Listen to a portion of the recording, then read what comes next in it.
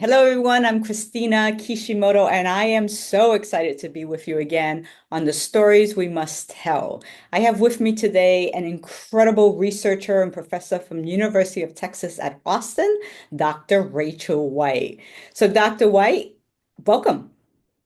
Thank you, Dr. Kishimoto. So excited to be here and be talking about this subject that I know you are so passionate about and so thoughtful about. So, And what's going to be fun about this conversation today, of course, is Rachel and I know each other. And so we're going to skip on all those formalities.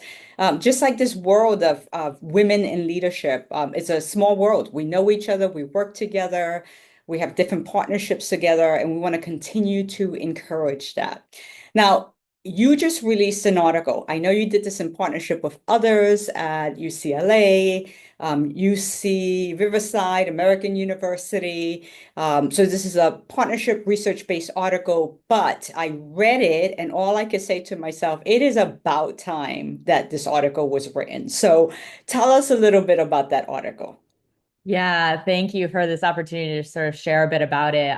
It's been a little bit of a dream team. As sort of a junior scholar, it's been amazing to be able to work with Dr. John Rogers and Joe Kahn, and just the way that they approach this work so thoughtfully and methodically has been really great. And then to have Rob Shand at American U on board with us, who is an expert in cost benefit analysis, just a great team. And we all came together, to be honest, talking about partnerships. Actually, Joe and John, I believe, reached out to AASA and said, "Hey, we have this survey, like this topic that we're doing. Would love to do a survey. What do you think?" And AASA actually connected me in with them and was like, "Well, actually, Rachael has this national data set that will allow you to do this survey, and so we recommend you partner with Dr. White." So we got to start collaborating that way. And so I think we all just sort of came to the table thinking about um, a lot of the contentious environments that have been sort of bubbling up in school districts across the nation. I So also first, am. let's tell people what the name of this article is, right? Oh, We okay. have it Yeah. linked here. It's called The Cost of Conflict, the Fiscal Impact of Culturally Divisive Conflict on Public Schools in the United States. So I love the fact that it's very much focused on the US. It's focused on our public school systems. And you have now this team, you've all been connected, and you're going to do this research. Why? Why this topic?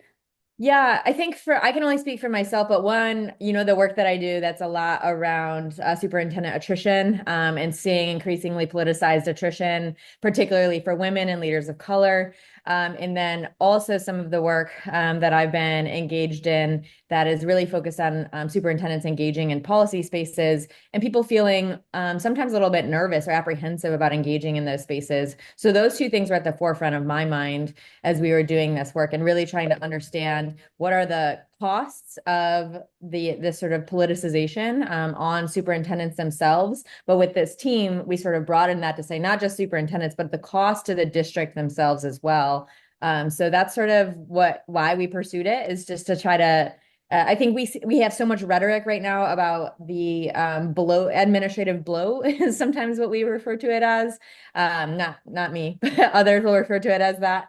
And I think from just being in schools and being in conversation with superintendents, it was clear that like these additional costs and additional even FTEs that we're bringing into districts were in some cases in response to the politicization or the cost of conflict. And so we really just wanted to understand what at sort of like what is the magnitude of these costs. So you were literally looking at and researching like the financial costs, right? Yes.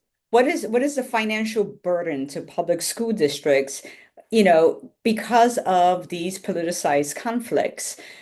You weren't looking at the financial cost of anything that's core to the work of the mission of public education. You're looking at this impact on the public dollars during a time, especially when public dollars are on the downslope, right? In terms of public education, enrollment nationally is going down, birth rates are going down, school systems try to figure out how to meet their teaching and learning obligations.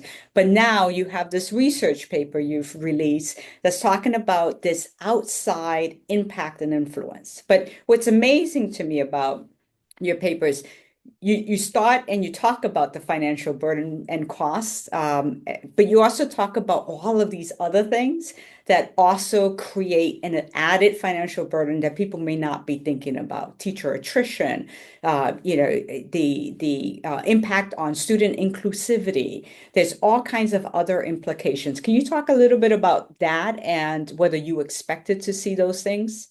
Sure. I think a lot, I wasn't shocked.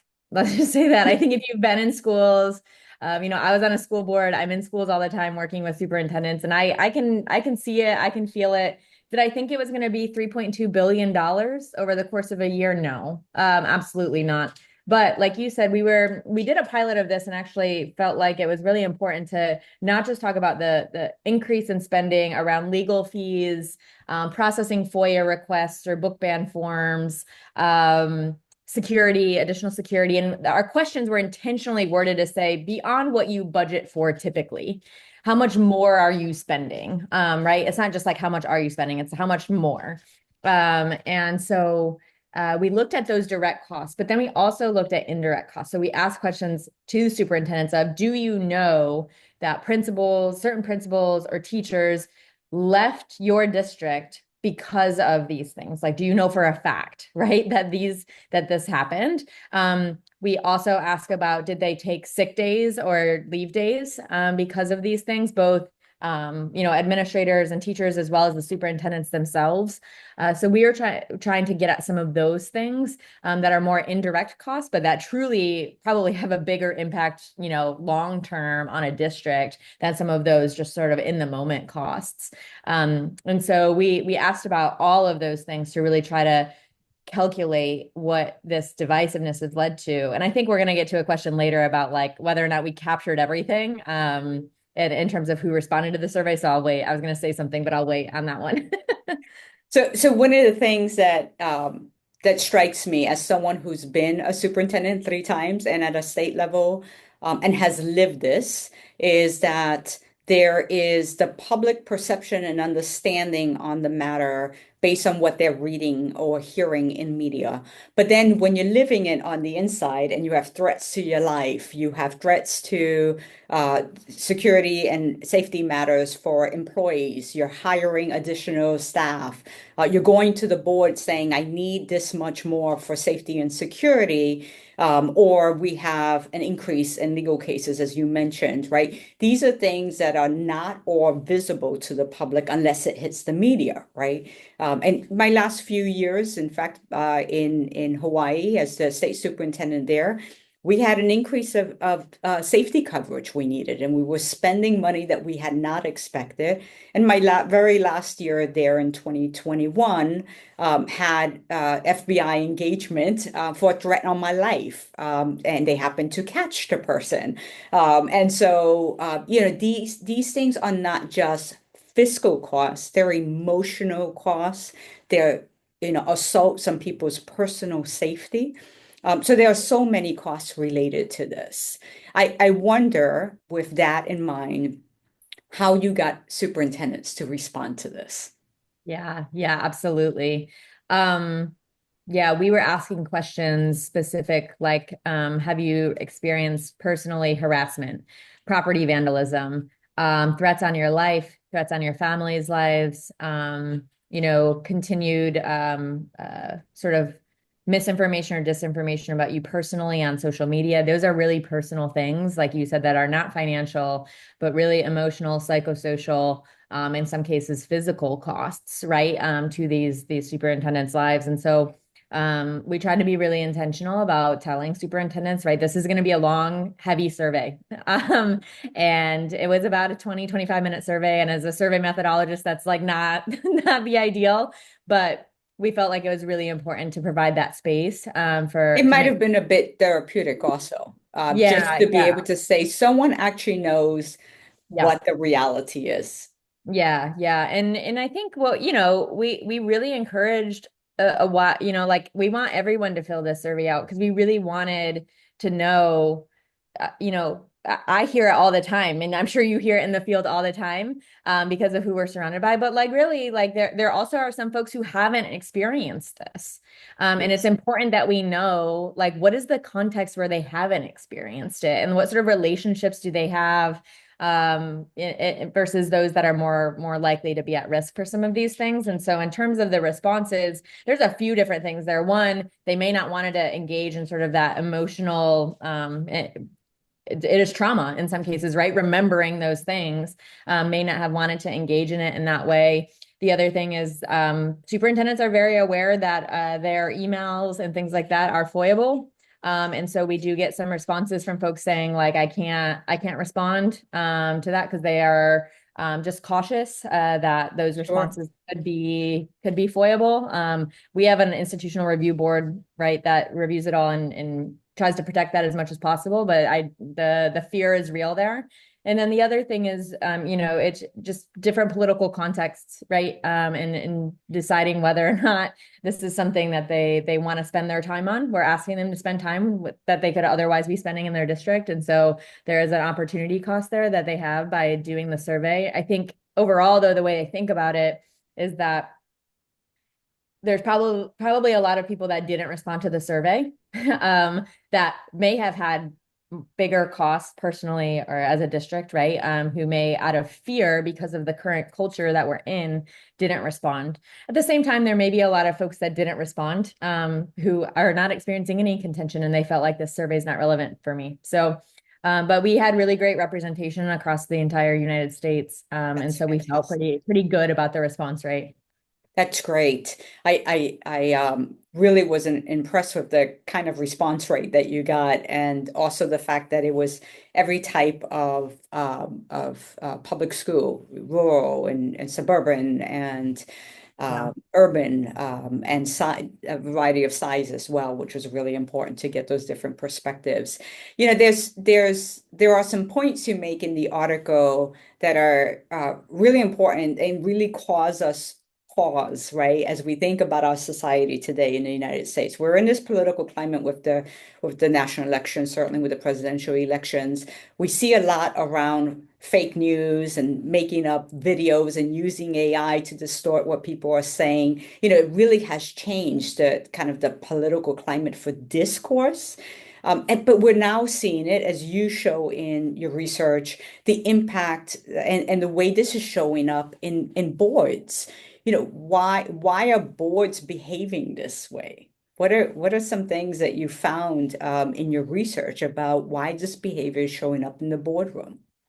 Yeah, that's a really good question. I don't think that we necessarily could get directly at why it's showing up. I think there's a lot of other really great research. I know, Rebecca Jacobson and her crew at Michigan State are doing some really interesting work on the ways that, sort of grassroots organizing from national organizations have sort of bubbled up into school boards. We know that there are certain groups that have really said, if the way that we're going to have an impact is by getting school board seats, and doing that have engaged in sort of, discourse that can sometimes be, attacking of certain, student groups, like those that identify as LGBTQ. And so I think we see some of that, where there has been national organized efforts to bring people onto boards whose sole mission is to disrupt, and to bring in sort of some of these conversations. And I'm not saying that, debate and discussion, that's really, really important. It needs to be civil, it needs to be respectful, and it needs to not infringe on other people's civil rights, right?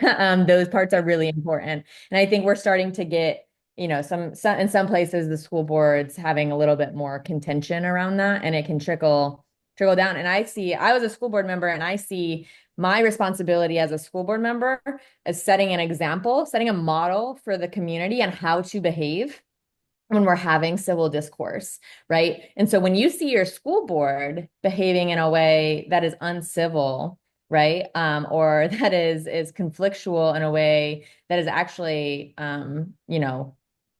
potentially disrupting, the system in a way that is not conducive to supporting students and learning, then that can trickle down into communities when they see the school board members. You really are seen as models. And so as school board members, we have to be really cognizant of the way that we're behaving in public and the way that we're sort of having discourse around challenging issues. And we have to have those conversations. Those conversations are really important, but they need to be civil and they need to be respectful.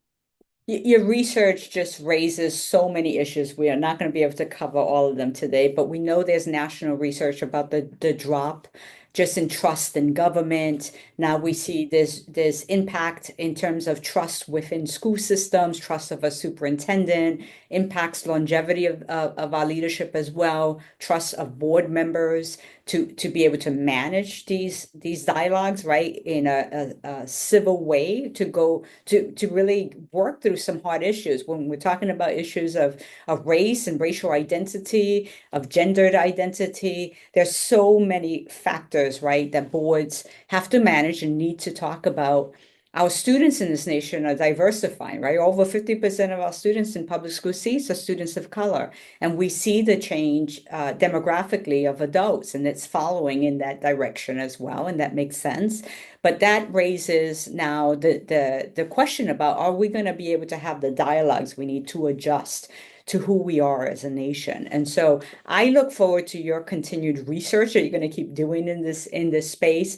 I'm also very excited that you're going to be joining us at the Tech Power and Equity Conference, where our participants there in Arizona in January as we convene there to talk about technology, to talk about power and issues of equity, that we can take some time to reflect using your research and have that dialogue with you. So thank you for joining us for that, and thank you for joining us today. Yeah, I'm excited for that conference. I think about policy as a lever for positive change oftentimes if we know how to use it right. And so just thinking about, the ways that we can use technology to sort of hone in our ability to develop policies that bring in lots of diverse voices and things like that. And I think that part can be sort of the base and the starting point is to develop strong policy that can foster inclusive civil dialogue that hopefully can reduce some of these costs. And we need to engage our leaders around that connection between policy and the data Yeah. and those data outcomes. So thank you so much for being with us today, Rachel. I look forward to continuing to partner with you and see you in January, if not beforehand. Thanks for giving us some time today. Yes, thanks, Christina.